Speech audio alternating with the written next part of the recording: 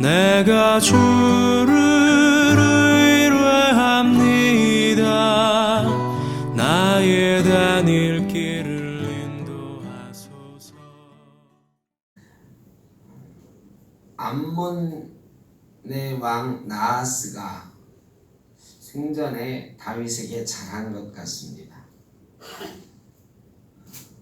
암몬 자손과 다윗은 전쟁이 없었어요.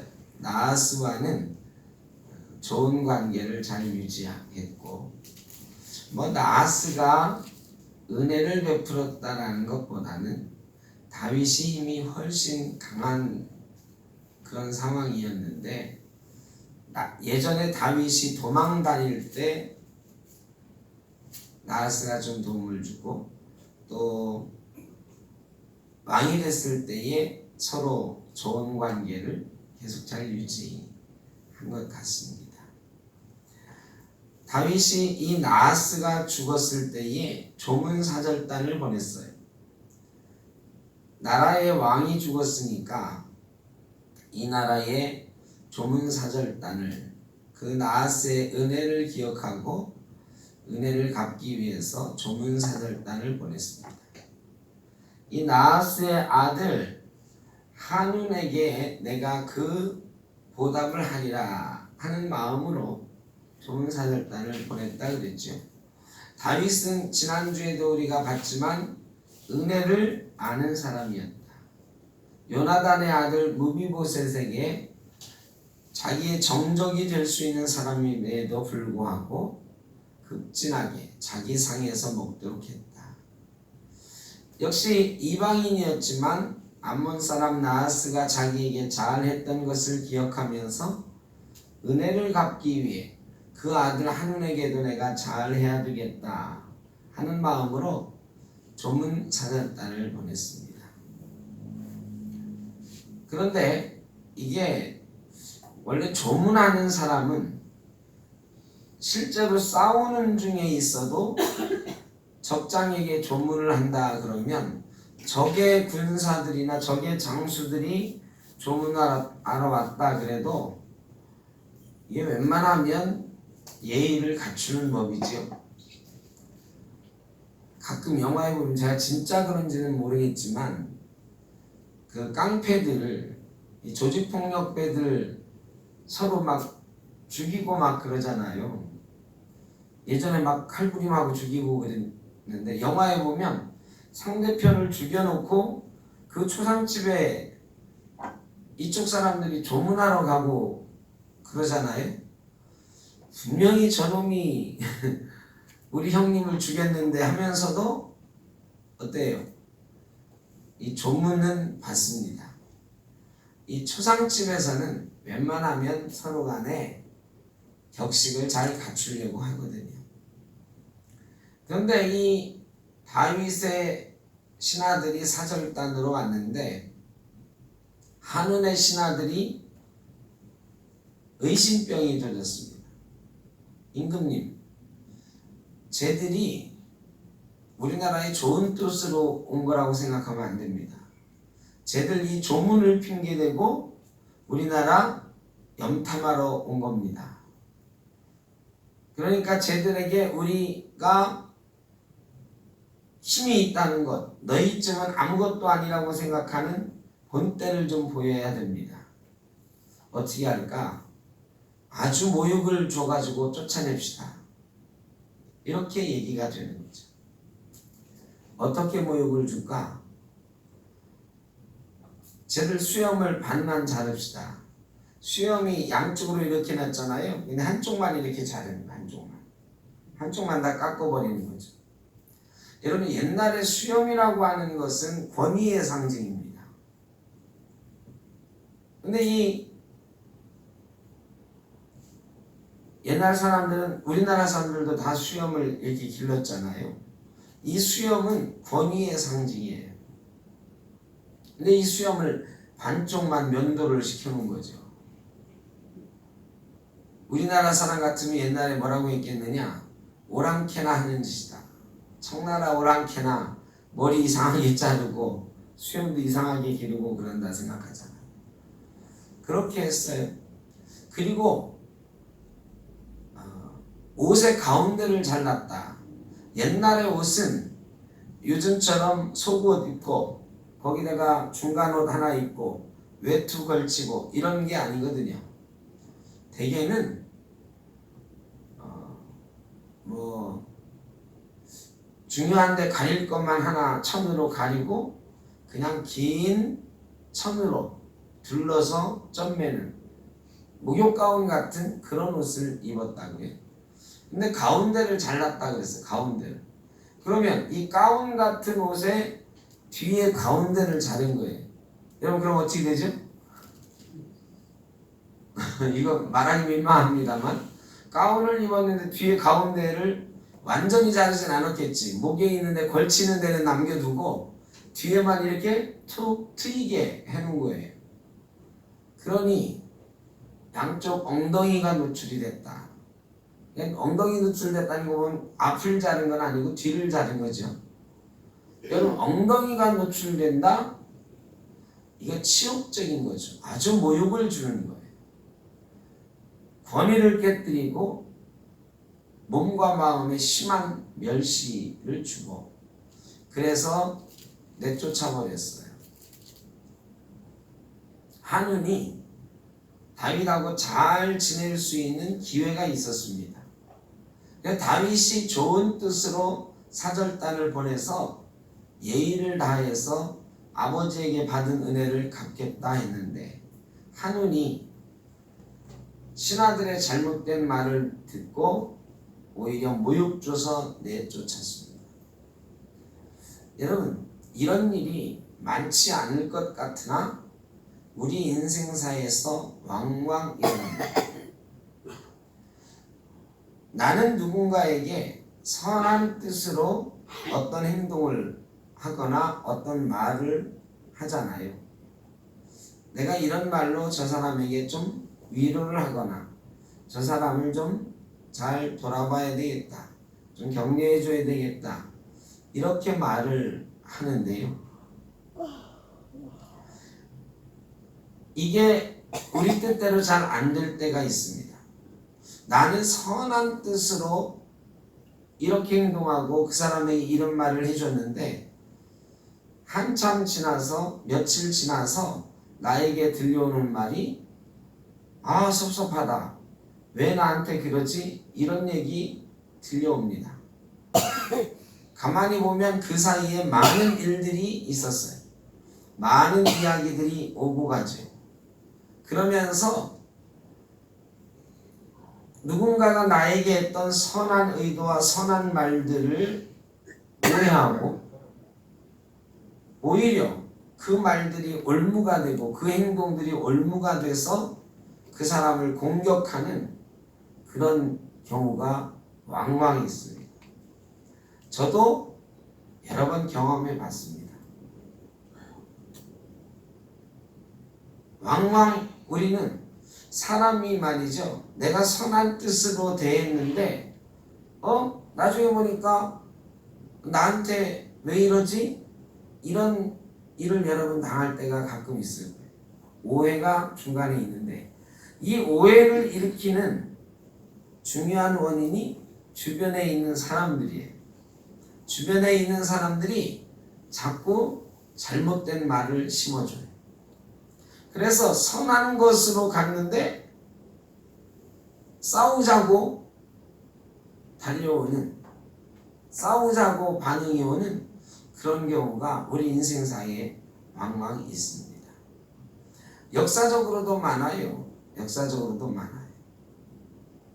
요즘 북한의 그 미사일이 계속 엿새 전에 발사되더니 또 발사가 됐죠.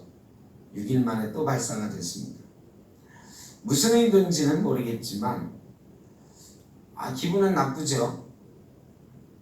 그러면서 쌀도 안 받겠다 그러고 하여간 여러 가지 이야기들도 해요. 우리나라 사람들이 많이 그런 생각을 할 거예요. 야, 우리가 그래도 잘 해보자고, 평화로 어쨌든 문제를 해결해보자고, 이 자존심도 숙이고 꾹 참고 인사하고 사실은 우리가 좀 아쉬운 소리를 많이 하잖아. 그렇게 하고 쌀도 주겠다고 하고 전에는 귤도 주고 그랬는데 이놈들 의도가 뭐야 도대체. 이 화가 나잖아요.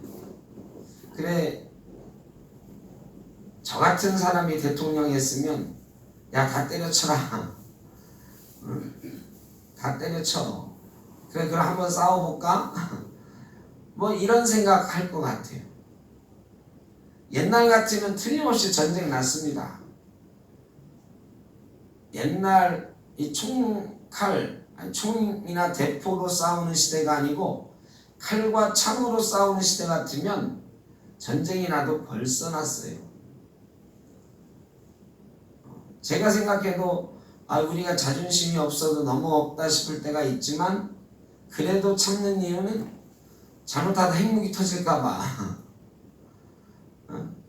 이 전쟁 나면 어쨌든 다 죽으니까 꾹 참고 참는 건데 이 우리가 참는 거를 이용해 가지고 북한이 너무 몰상식하게 나오니까 한번 싸워볼까 이런 생각도 들잖아요.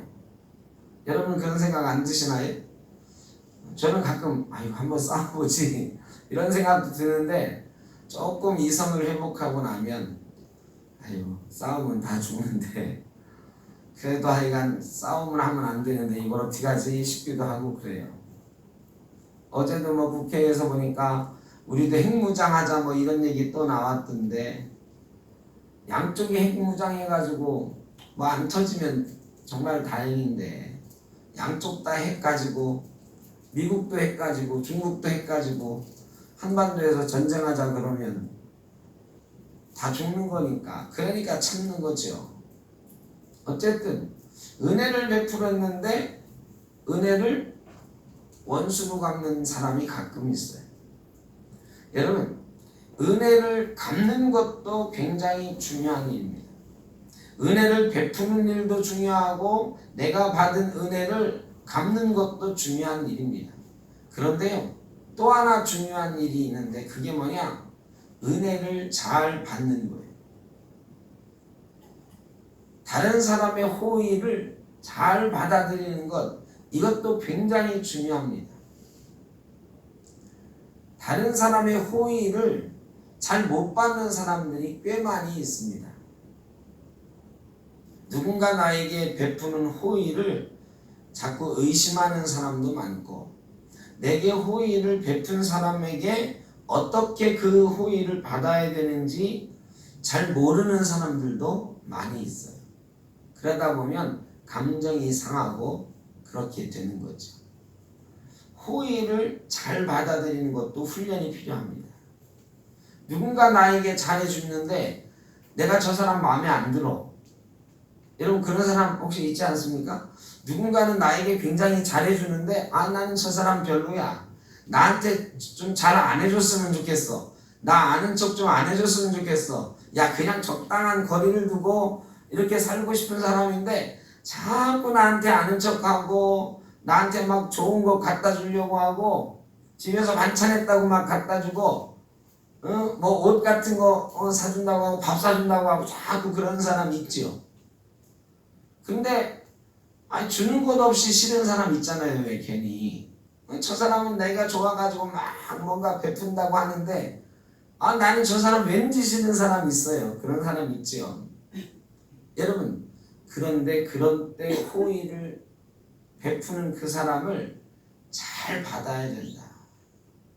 내 마음에 있는 그대로 나 그런 거 싫어. 나 당신하고 같이 밥 먹기 싫어.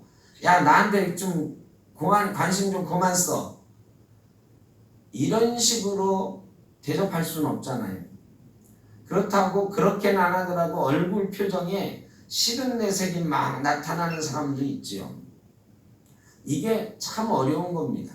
내가 별로 좋아하지 않는 사람인데 나에게 호의를 베푼다.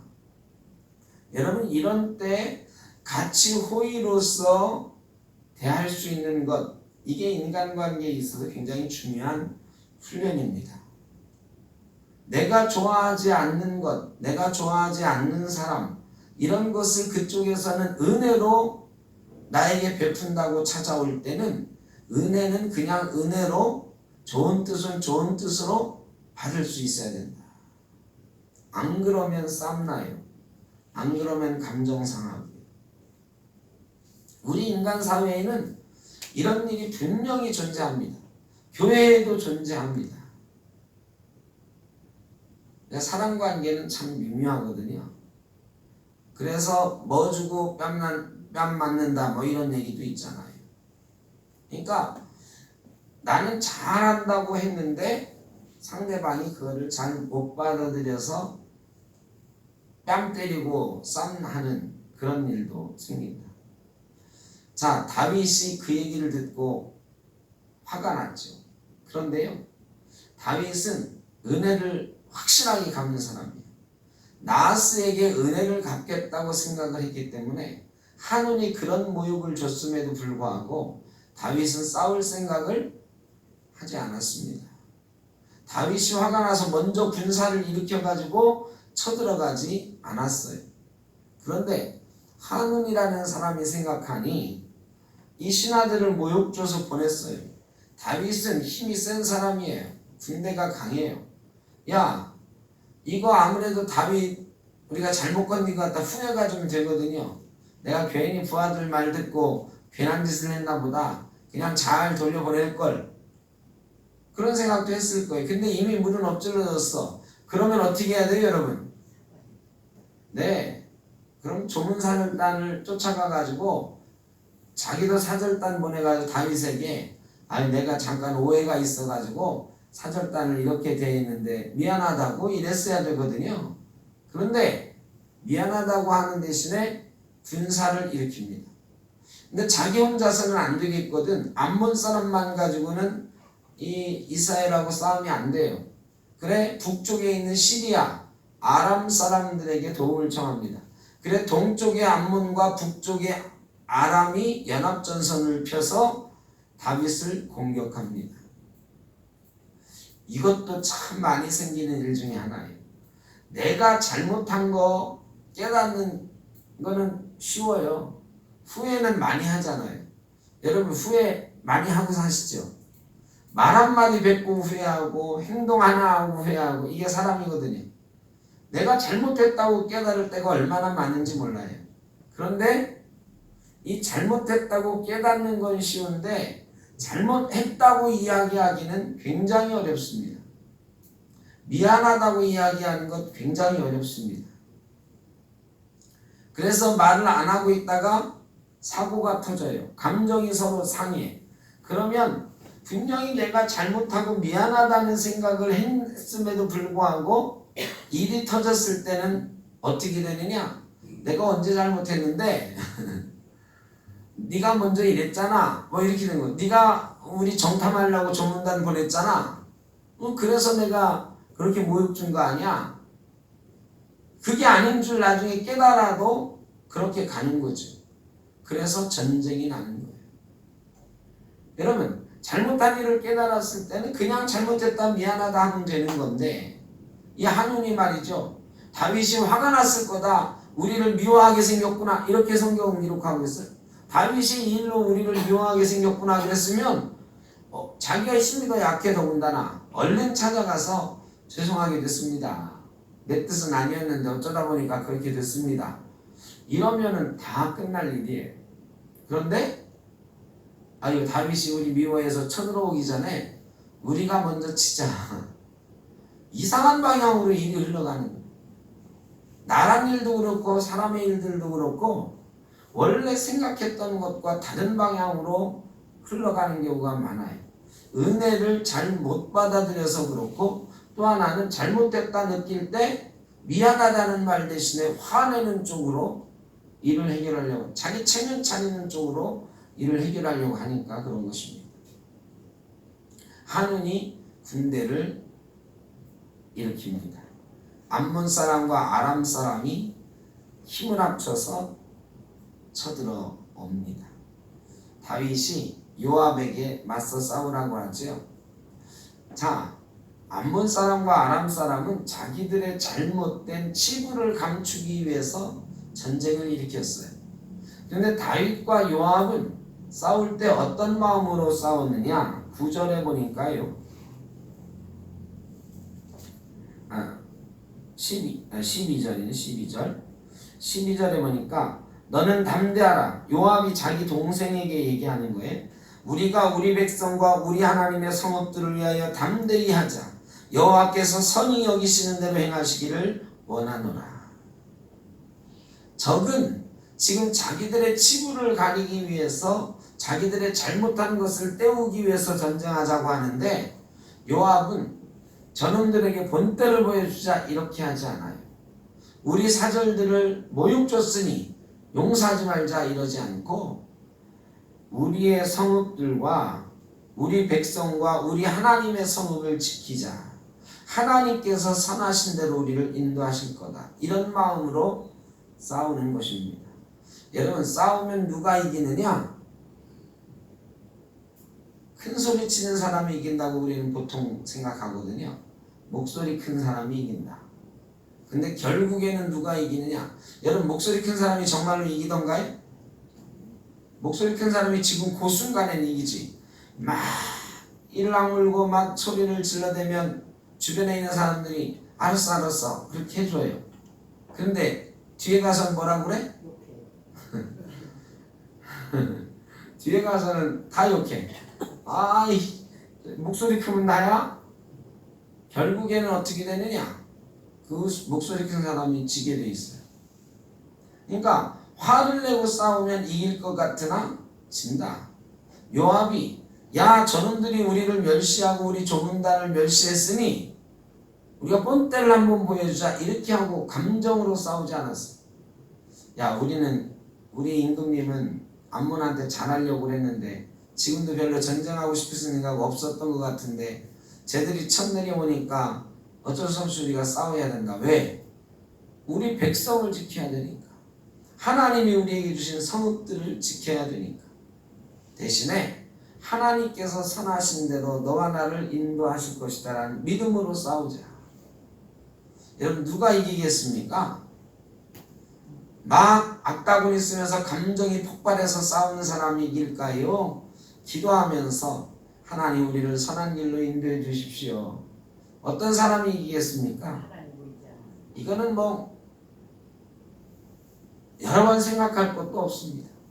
누가 이길 건지 뻔해요. 그리고 요압과 아미새가 아람 사람과 암몬 사람을 물리칩니다.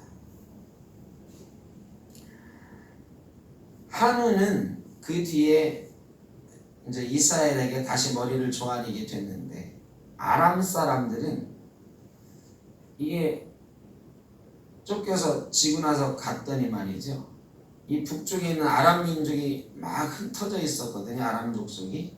이게 나중에 모여서 아수르라고 하는 거대한 나라가 되는 건데 지금은 아수르라고 통일된 나라가 이루어지기 전이에요. 아람 족속들이 막 여기저기 흩어져서 부족국가, 도시국가를 이루어 살고 있을 때거든요. 이 사람들이 자기와 같은 족속이지만 다른 부족인 사람들이 다윗에게 지고 왔어요. 위기의식을 느끼는 거죠. 다윗의 힘은 점점 강해지고 야 우리가 더 강해지기 전에 우리가 한번 힘을 모아보자고 연합군을 구성해가지고 다윗을 다시 공격합니다. 이번에는 다윗이 직접 나가서 싸우죠. 왜 직접 나가느냐? 아람 사람은 상당히 강한 민족이에요. 여기가 연합군을 구성해서 싸우니까 이스라엘도 전력을 다해서 왕이 직접 진두지휘하면서 나가 싸우는 거죠. 그리고 하나님의 도우심으로 이깁니다.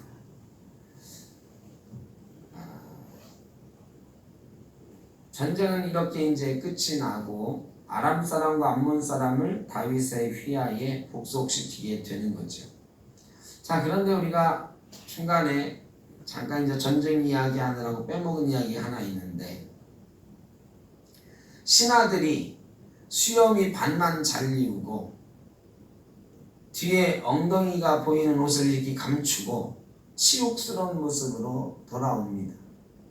자, 다윗이 이때 그 사람들을 맞으러 나가가지고는 뭐라고 하느냐면 너희는 예루살렘에 들어오지 말고 여리고에 좀 있다가 와라 그래요. 뭐라고 하냐면 어디 나옵니까? 5절에 보니까 사람들이 이 일을 다윗에게 알리니라. 그 사람들이 크게 부끄러워하므로 왕이 그들을 맞으러 보내 이르기를 너희는 수염이 자라기까지 여리고에서 머물다가 돌아오라. 이게 왜 그런 거예요? 그 모습으로 사람들 앞에 오면, 자, 이 중에는 무슨 장관도 있을 법하고요, 사람들 앞에 공직에 있는, 다윗이 조문사절단으로 보내는 사람들이니까 뭐 말단 직원을 보내진 않았을 거 아니에요. 사람들 앞에 꽤 인정받는 사람들이 조문사절단이었을 거예요. 이 사람들이 예루살렘으로 돌아오면, 자, 많은 사람들은 야, 저 나쁜 놈들, 암몬 저 나쁜 놈들, 우리 누구누구를 저렇게 욕보일 수가 있어? 혹 어떤 사람들은 야, 저게 무슨 꼴이야, 저렇게 욕을 당했으면 왜 돌아와, 혀 깨물고 죽어야지. 여러분, 그렇게 말하는 사람 반드시 있습니다. 그래서 그들의 부끄러움을 온 나라가 부끄러움을 가려줄 것 같지만 그렇지 않아요. 분명히 왕의 심부름 갖다가 부끄러움 당한 거니까 이 사람들 잘못이 아니에요. 그런데요, 누군가 당한 부끄러움을 보면서 이 세상 인심이라는 게 다 같이 화를 내주고 염려해주고 이러면 얼마나 좋겠습니까마는, 혹 어떤 사람은 아유, 저게 무슨 망신이래, 저게 무슨 꼴이래, 아니 저 꼴이 돼가지고 왜 나타나. 여러분, 이렇게 상처에다가 소금 뿌리는 사람이 반드시 있습니다. 그래, 오죽하면 우리 속담에 뭐 한다고요? 염장 지른다, 이런 말이 있죠. 염장 지른다. 염장 지르는 사람이 있어요. 반드시 있어요. 여러분, 교회는 안 그런 것 같습니까? 교회는 다 위로해주고 보듬어주고 해야 되는 데지만 가끔은 말이죠, 물론 자기가 잘 알지 못해서 그러는 사람이 대부분이에요. 그게 염장질 하는 건지 모르고 염장질 하는 분들이 있지. 누군가 슬픔 당하고 어려움 당하고 억울한 일을 당했을 때는 그저 위로해주고 그저 보듬어주는 게 최고다. 괜히 그 말 한마디 덧붙이고 이래가지고 상처에 덧나게 하고 그럴 필요가 없어요. 그런데 가끔은 상처를 덧내는 사람들이 있어요. 다윗이 참 지혜로운 왕이다.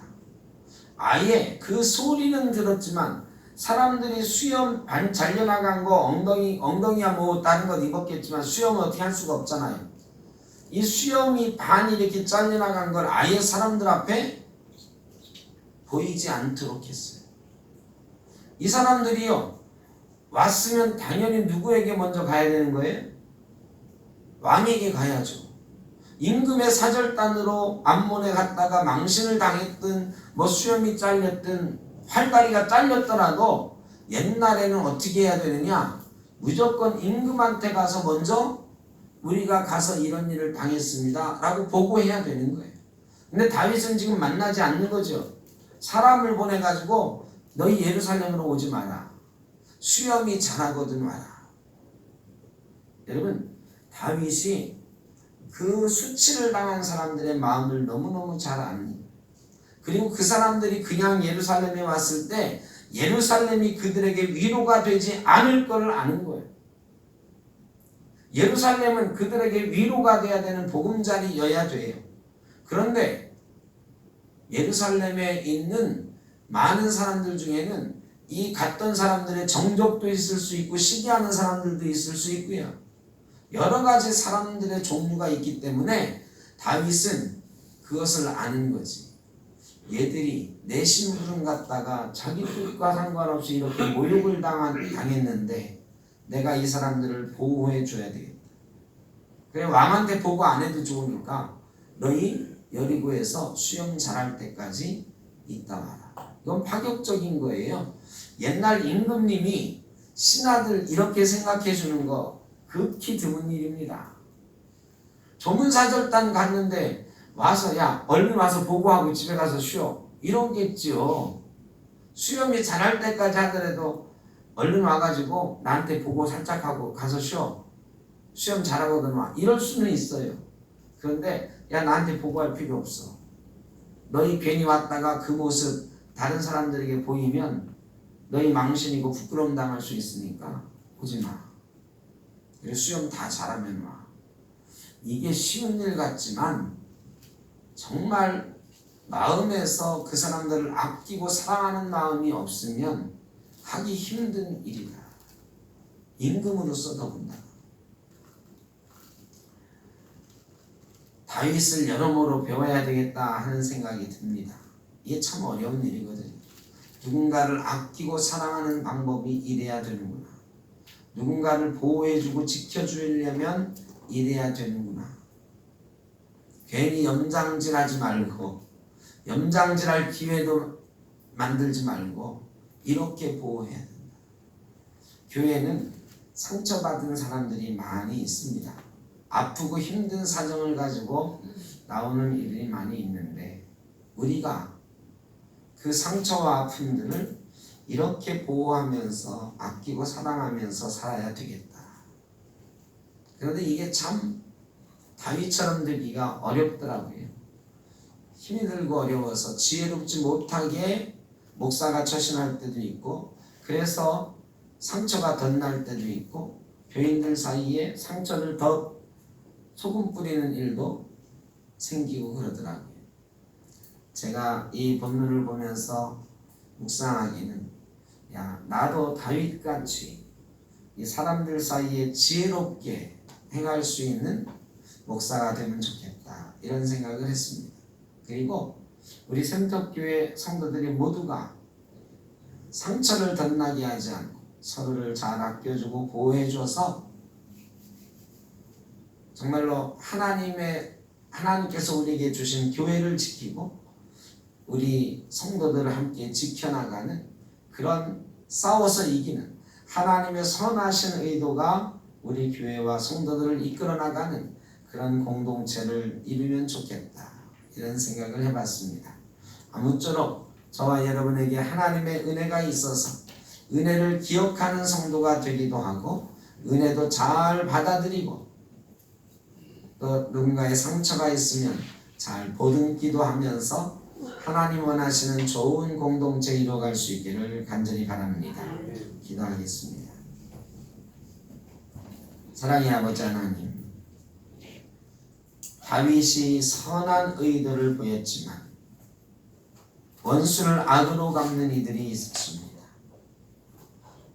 우리가 살아갈 때에 우리에게 선한 의도를 가지고 다가오는 수많은 사람들, 내가 좋아하거나 싫어하거나 또 내가 좋아하는 것으로 오거나 싫어하는 것으로 오거나 선한 의도는 선한 의도로 은혜는 은혜로 받을 수 있는 지혜와 넓은 마음이 있게 하여 주옵소서. 상처받은 이들이 많이 있는 세상입니다. 아버지 하나님 어떤 이유에서건 다른 사람의 상처를 후비는 일이 없게 하여 주시고 상처를 덧나게 하는 일도 없게 하여 주시고 나 중심으로 살아서 다른 사람의 아픔을 나물라라 하는 그런 일도 없게 하여 주옵소서. 다윗처럼 상처를 보듬어 안고 사랑하고 아끼며 하나가 되어가는 귀하고 아름다운 교회와 성도 또 이 나라 이 민족 또 우리의 가정들 다 되도록 주님 복내려 주옵소서. 장마가 끝이 났다가 다시 폭우주의보가 내립니다. 호우주의보가 내렸습니다. 흩어져 있는 우리 성도님들 어디에서나 건강하게 하시고 특별히 휴가 떠난 이들 안전하게 지켜주시옵소서. 주님께서 저희 교회와 우리 성도님들 어디를 가든지 눈동자처럼 보호하시기를 간절히 바라옵고 이제는 우리 주 예수 그리스도의 크신 은혜와 아버지 하나님의 무한하신 사랑하심과 성령의 인도하시며 교통하시니 은혜를 은혜로 갚을 줄 아는 선을 선으로 갚을 줄 아는 귀한 지혜가 우리 가운데 있기를 소원하는 모든 죄 사랑하는 자녀들과 가정과 일터 위에 사랑하는 우리 센터교회와 모든 권속들 가운데 어려움 당하고 있는 이 나라와 위험에 처해 있는 이 민족의 역사 가운데 영원토록 함께 하시기를 간절히 축원하옵나이다. 아멘.